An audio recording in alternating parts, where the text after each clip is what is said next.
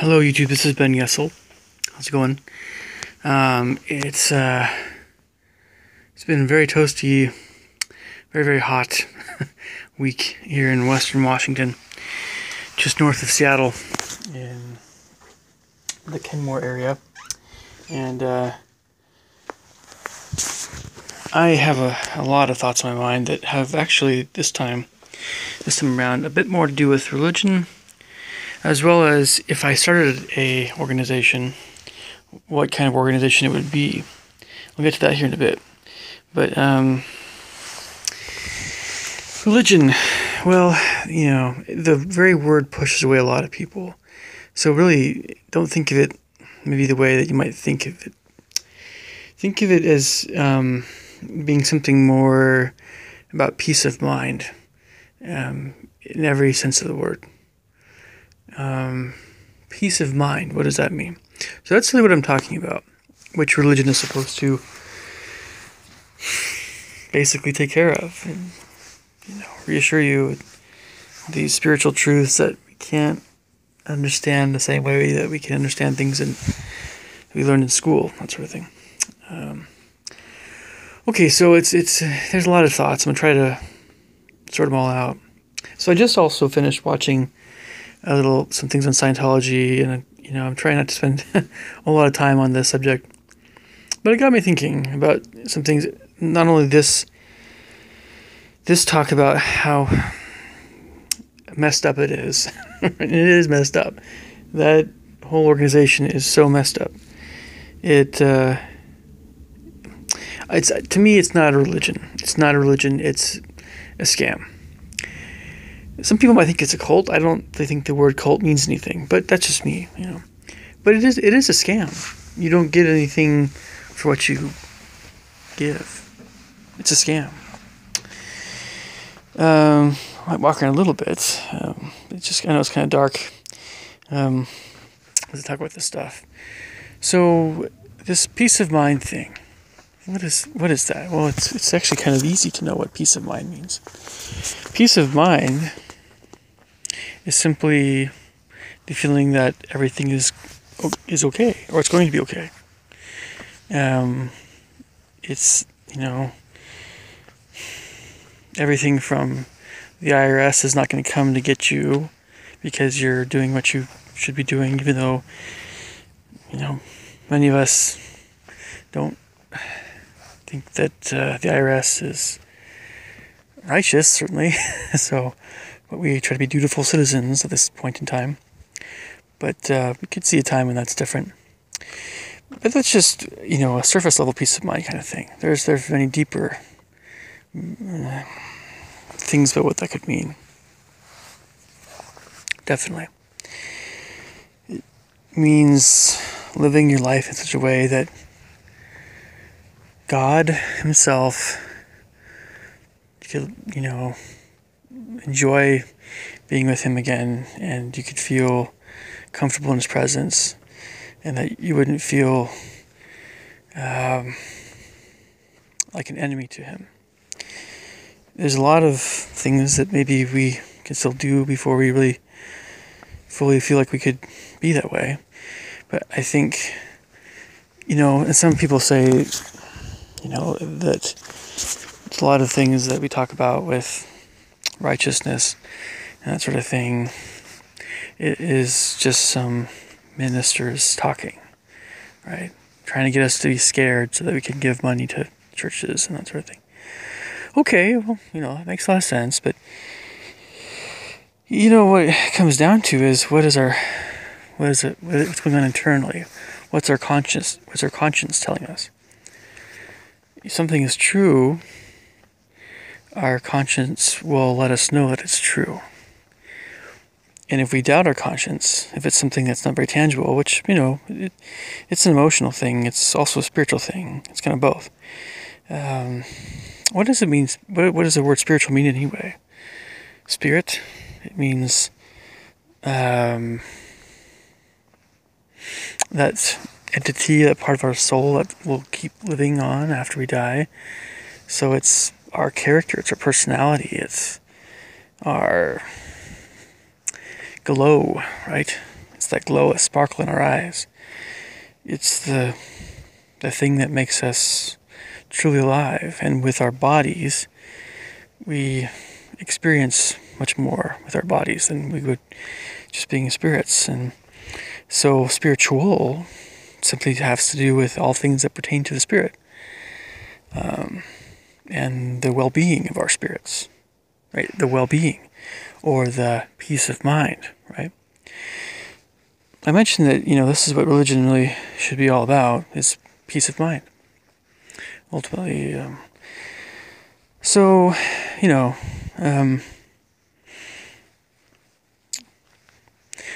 there are things like, feelings that we want to be with our families forever. If we love them, if we don't love them, maybe you don't feel that way, but there's those things of,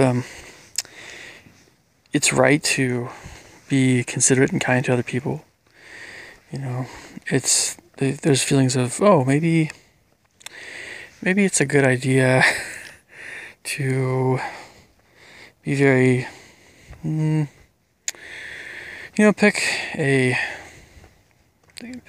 marry someone that you love and accept that they're imperfect, that you're imperfect. You don't have to be perfect, but accept that, try to make the best of a marriage, especially if you have kids.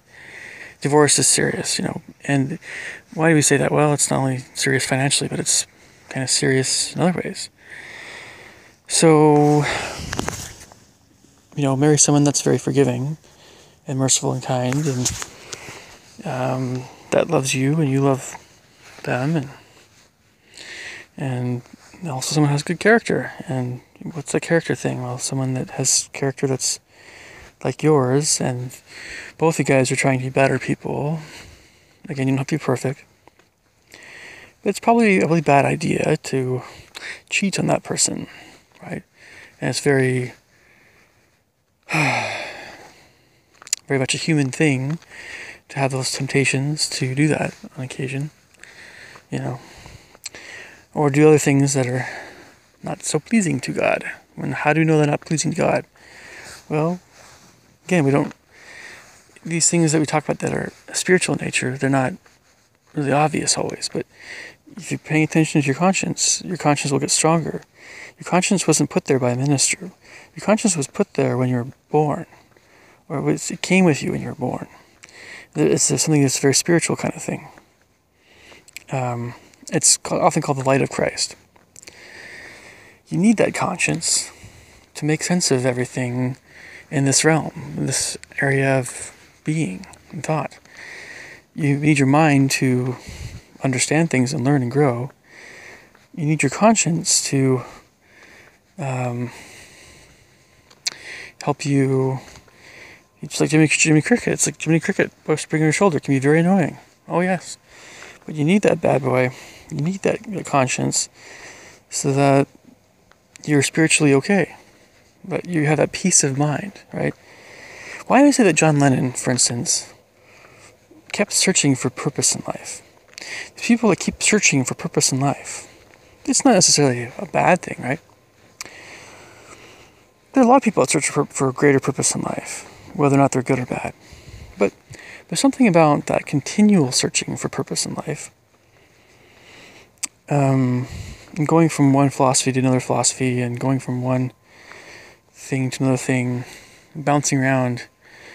The scriptures say being carried about by every wind to and fro, every fad.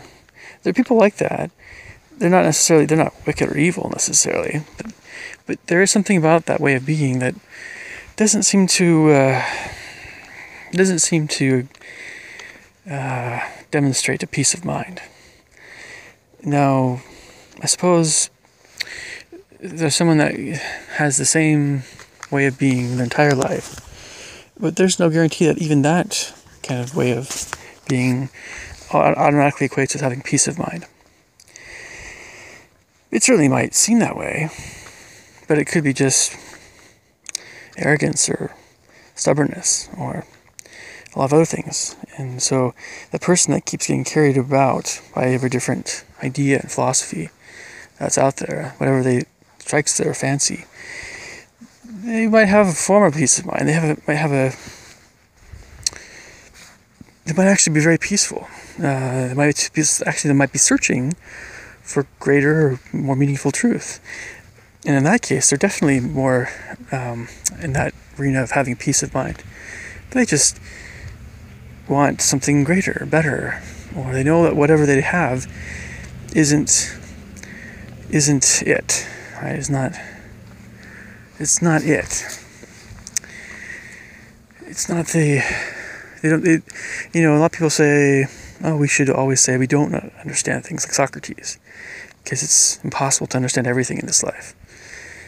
There's something to that. I think that's very wise to think that way, but it's also wise to think it is still possible. It is still possible to find a source or sources of real truth that keeps coming to you, right? Until you come to a perfect knowledge of truth. You keep hungering for it. You keep saying to yourself, something isn't exactly right with this thing. But maybe, maybe sometimes it takes a whole lifetime. Maybe sometimes you find it when you're very young.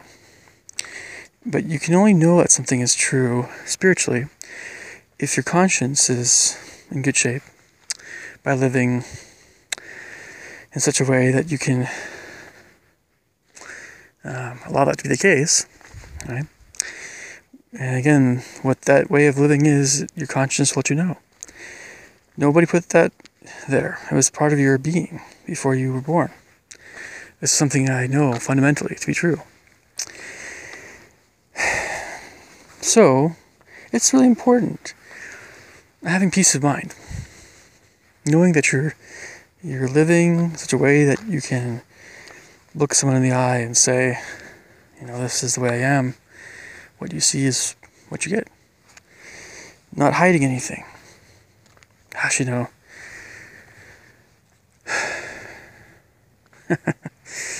yeah. Well, integrity. That's not always very common. Imagine we tend to think of people as having integrity more when we're kids. And as we get older, we realize, it's not always as commonplace as you might think. It also depends on how many people we're just wanting to associate with.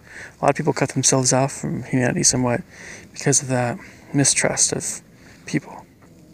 Because whether it's a matter of honesty and integrity, or what's maybe more along the lines of just common kindness or uncommon kindness, or some other thing is, a lot of times people offend us. Humanity in general might put us off. But it's important to realize that a lot of people are still trying to figure things out. They're still they know that the way their life is, or whatever they don't have and all this stuff that they want, or, it takes some serious humility to admit a lot of things. It takes a lot of courage.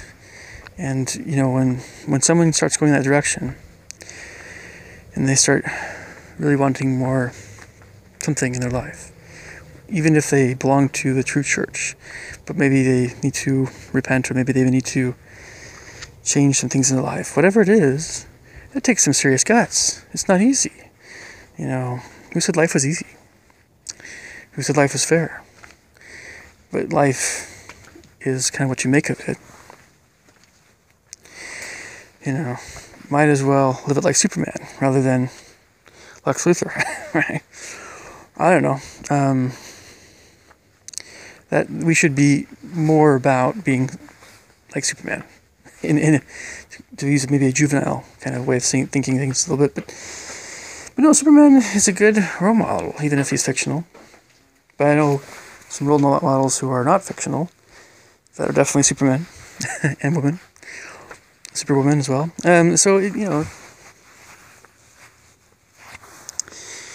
Part of the reason why I think I like doing YouTube videos at night, by the way, is because I don't get phone calls or interruptions on my phone during this time. Plus I have, the night always lets me have extended trains of thought without any interruptions as well. But I do apologize for the darkness in the video, of course. But to religion, well, it should be about peace of mind, right? What else matters other than peace of mind? You can have the best life materially. You can have the best people that you're associating with. But what does it all matter if you don't have peace of mind? Does Donald Trump have peace of mind? Well, he certainly seems to communicate that he does to everyone, but does he really? I don't know. I'm not Donald Trump, but he just looks kind of grumpy. And anybody that's president would look grumpy, but he looked grumpy even before being president. And he's always looked kind of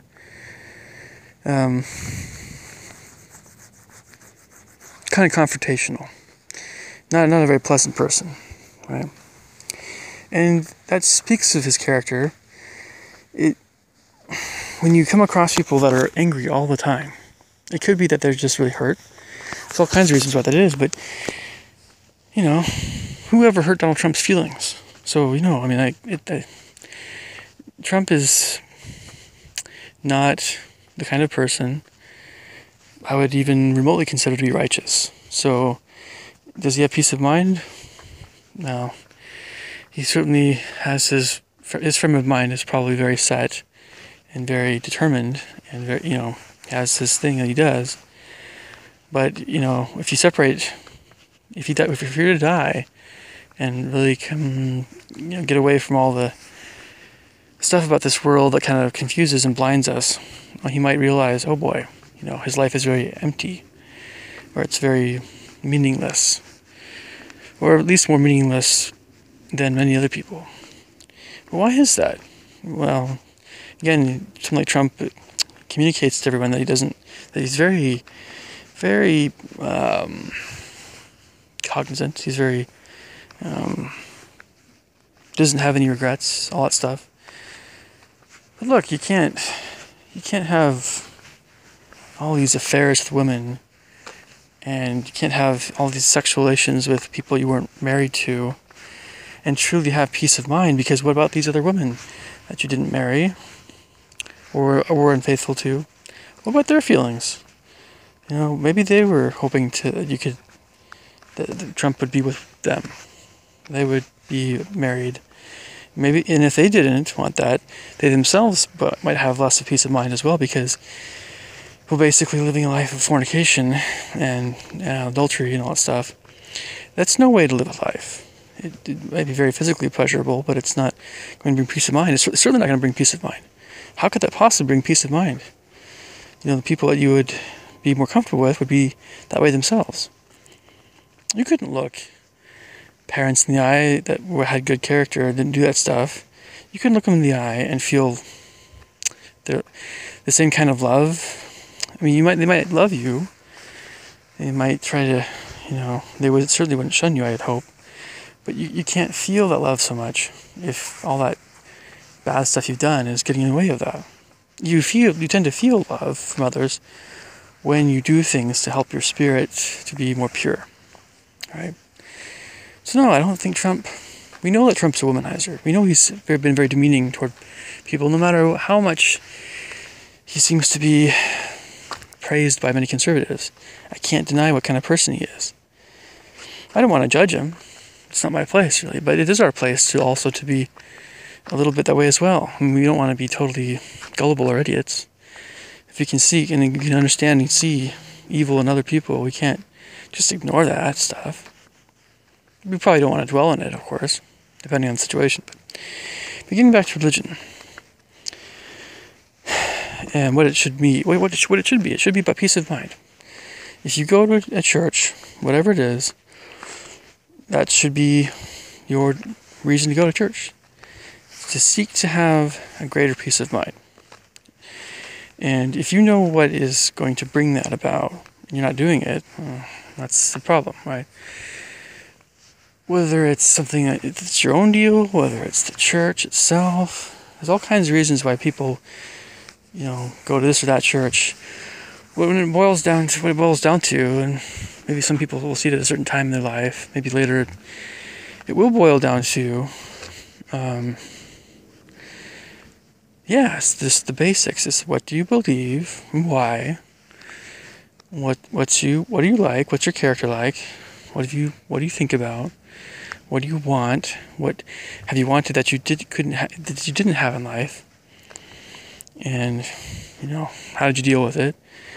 And the righteousness of your desires. I mean, that righteousness word. What is that? What is that? What does that mean? Well, it all has a great deal to do with listening to your conscience and going with what your gut says is actually morally right. That's what it is. And gosh, I mean, it's hard.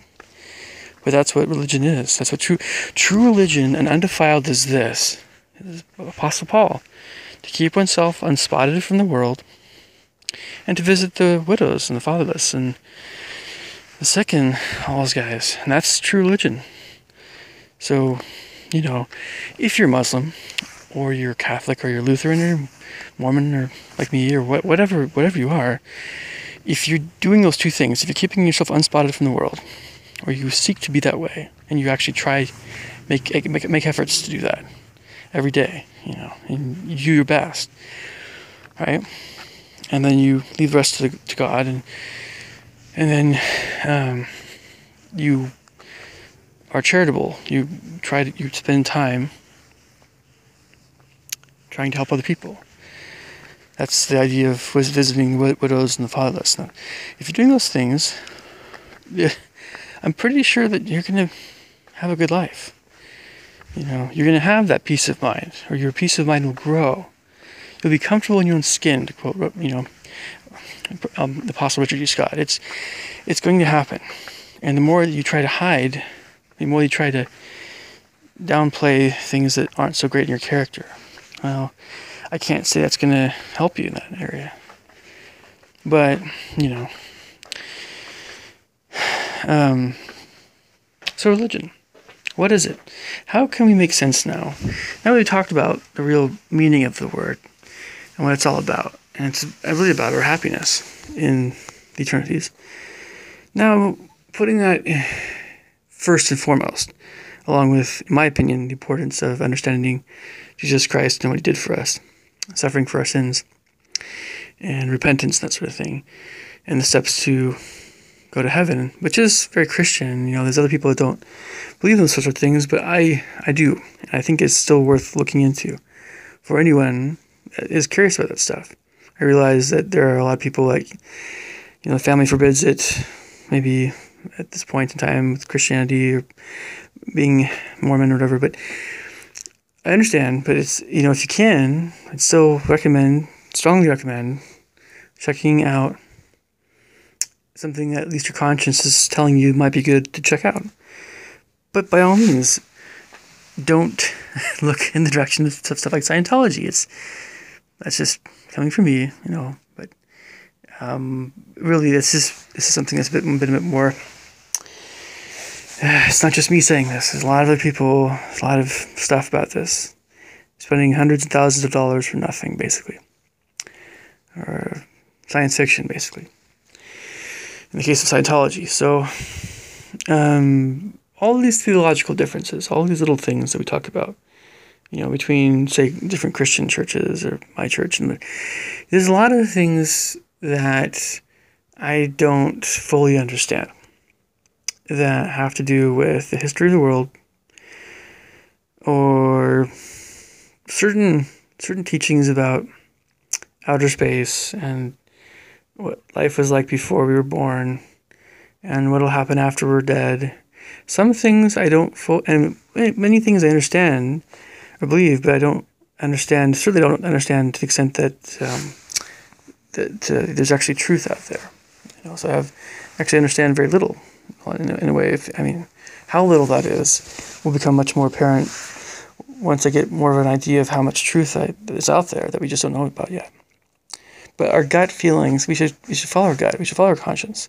We say that's something that's not very verifiable, right? How can we put so much trust in our conscience and emotions? And I would recommend doing that as opposed to not doing that, at least. If your intuition about someone that you meet tells you that someone is a little sketchy, it's fine to say, well, maybe that's just the way they looked.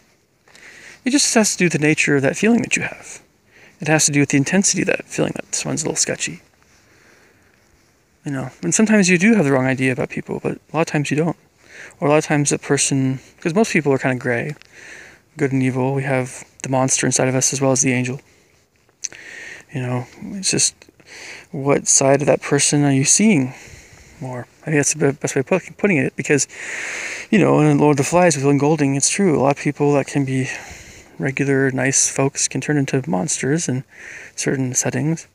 Just a question of, what's keeping that monster at bay? Or, to use a Book of Mormon term, what's keeping the natural man at bay?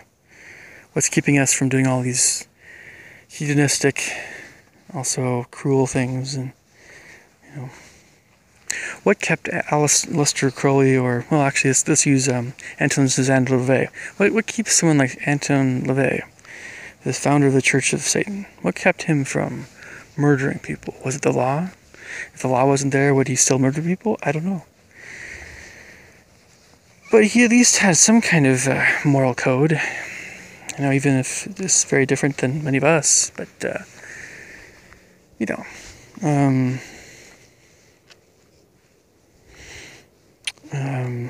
we have those two sides to ourselves. If we are 99.9999% angelic and only 0.0001% monstrous or evil, well, there's still that side to us that has that quality until we become perfected, basically, like God. God could not be God if he was any less than 100% awesome. You might think, well, at that point, do we lose personality to become all the same when we become perfected? No, we still retain our personalities, as I talked about with my dad. So we don't really always understand what happens when we become more righteous. That's okay. There's a lot of things we don't understand fully, but it just happens that some people will always be better at lifting other people up and helping people feel more cheerful about things. Some people will be better at that than others. Other people will have more a very thoughtful, probing kind of way of being. I think I lean a bit more that direction sometimes, but there's still a lot of things that I don't like to think about. Sure.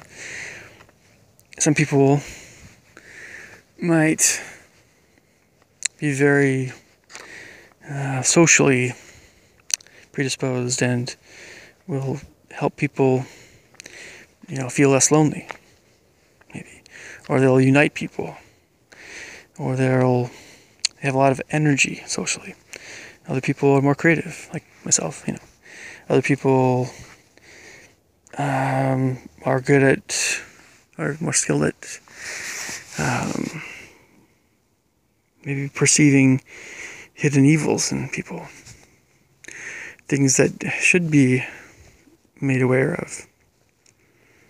And some people are very gullible, but still very kind. And so on and so forth. And all these qualities, in some way, shape, or form, will become more perfected as we become more righteous. So again, if you're just feeling like you're not getting something out of going to church, it might be just you, it might be the church. It's hard to know. It's true that churches can be very boring, or can be very hard to hear all these things. Maybe we're not doing so well, or maybe we don't feel like we really get along very well with people in the church.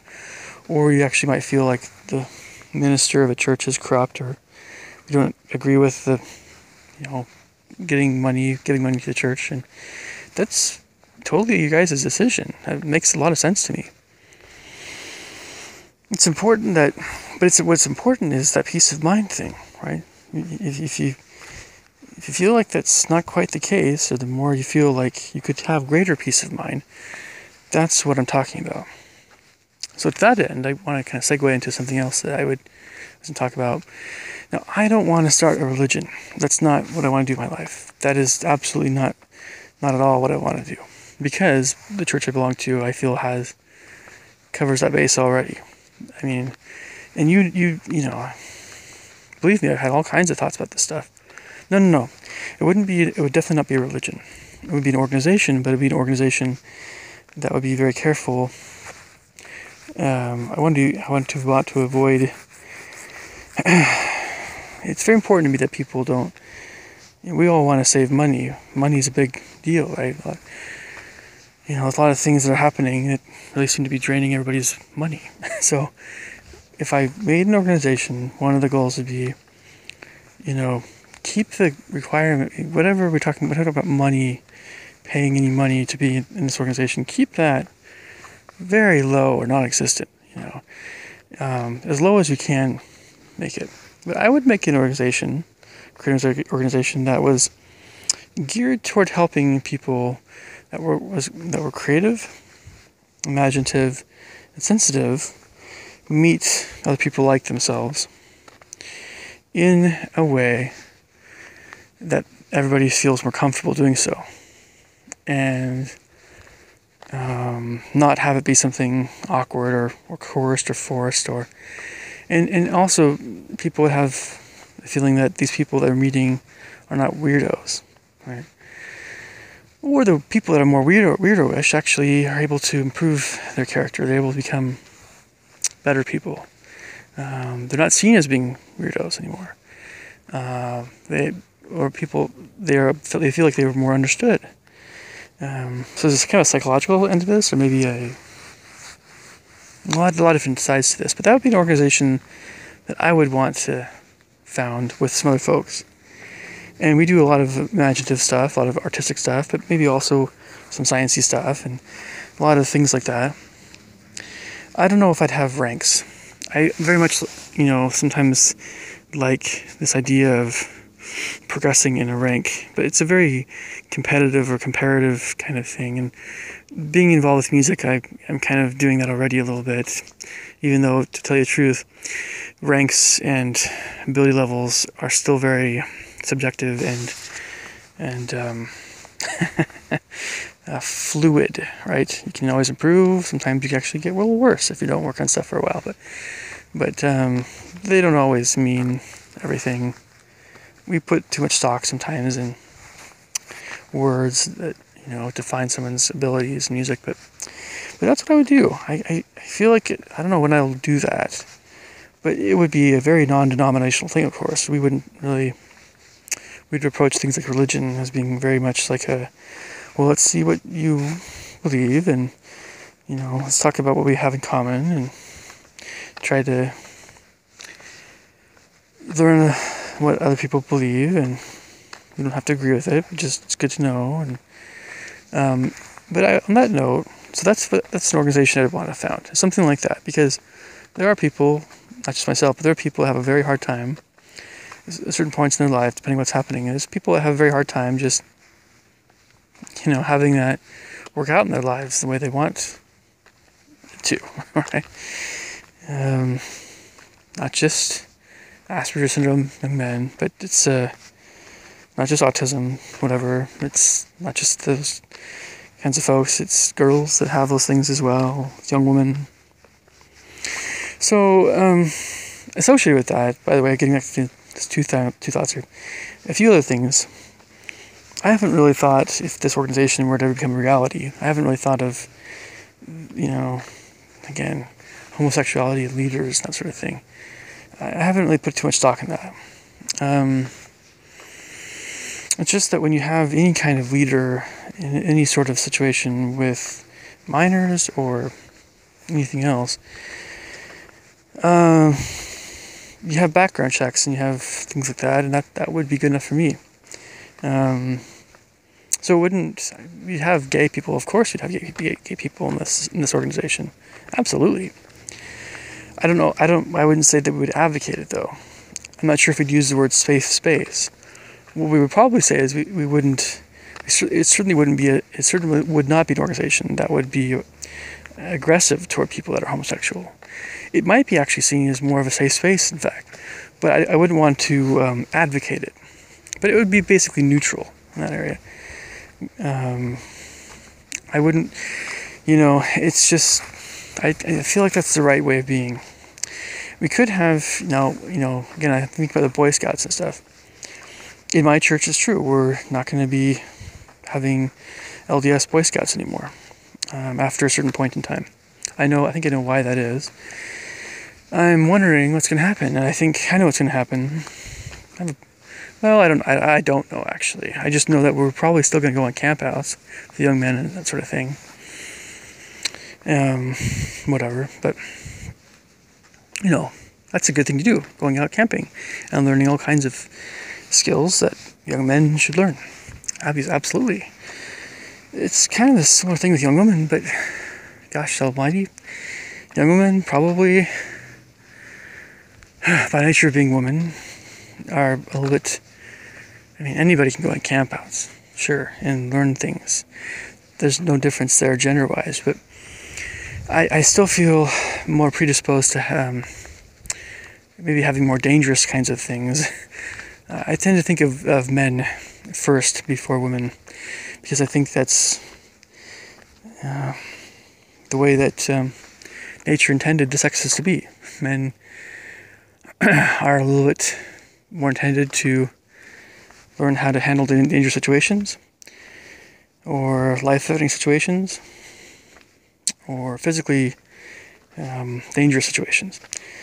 Women can still do that, of course, but women by nature probably should learn to be a bit more nurturing. Call me whatever you want to call me. That's me. That's where I stand.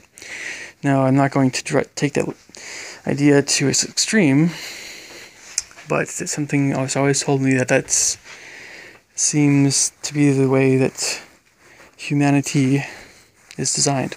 Humans are designed so. But anyway, I had some other thought I was going to mention, but I can't offhand remember it. But yeah,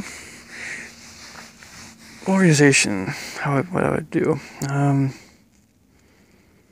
think there's just a lot of people that think they know a lot of stuff. Maybe they do, but I cannot stand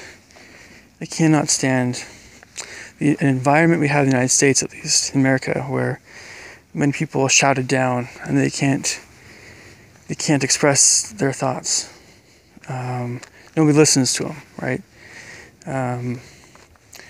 There's a lot of misunderstanding of people that have a hard time explaining themselves, that are more sensitive. I cannot stand that.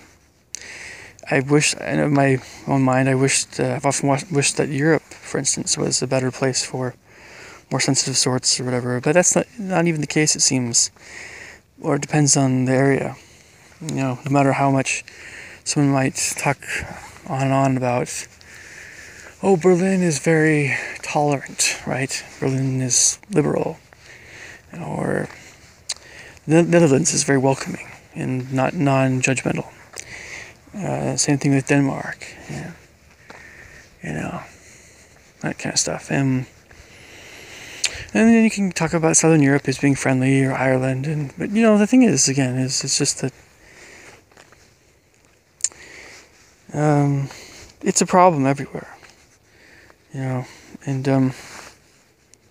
if you glorify bullying, if you glorify being like Trump, being a go-getter, I've seen folks that seem like they're advocating this way of being now, where you're supposed to be, I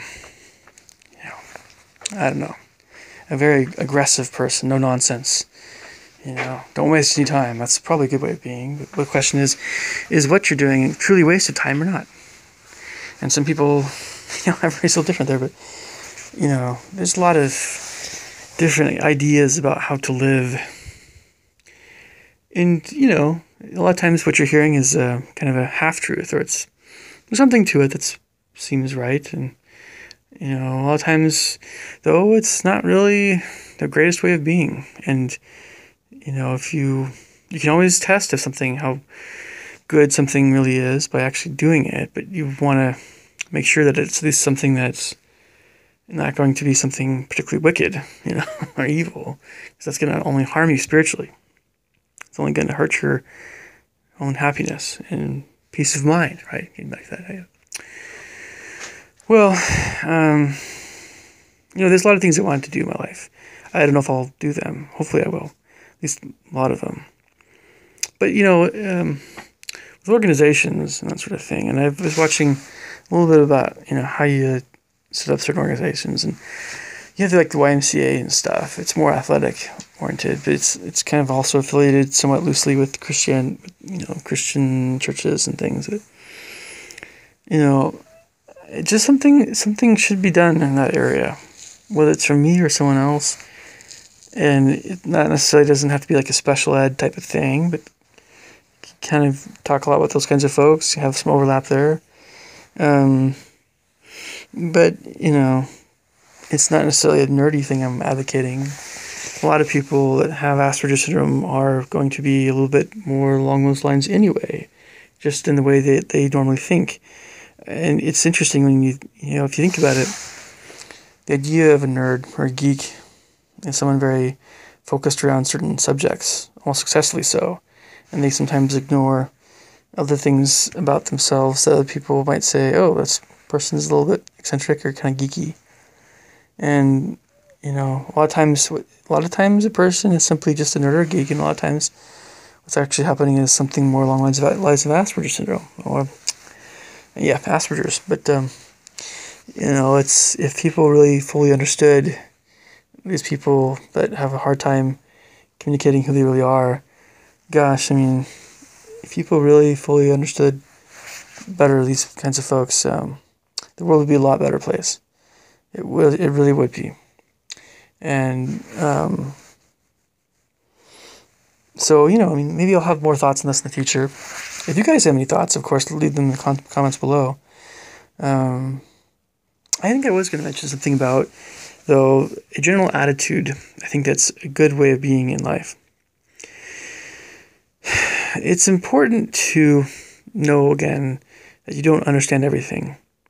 But it's also important to know that you can understand things that are true, not just intellectually, but also in other ways, emotionally and spiritually and so forth. You have to believe that. You have to believe that to be true, so that your life doesn't just become a simple matter of eating precisely the right foods because that's precisely the right stuff that's best for your body. You can think about it that way scientifically, or, and the more we understand about biology, the more complex it gets. But, so life isn't just a riddle. It's not just a puzzle. It is definitely often that way, but it's not just that way. We're not Vulcans, right? As much as we admire Spock's self-discipline and logic, we also have a lot of Captain Kirk in us as well. We have both. We have Spock and Kirk. We can't deny that. But, in Star Trek and the dangers of getting angry and all these other things, and being consumed with emotions like that. But it's also dangerous to resist having any emotion, because then we just become kind of, we lose feeling. We don't want to lose feeling. That's not a good way of being either. So we need to trust not just our own reasoning ability, but also our,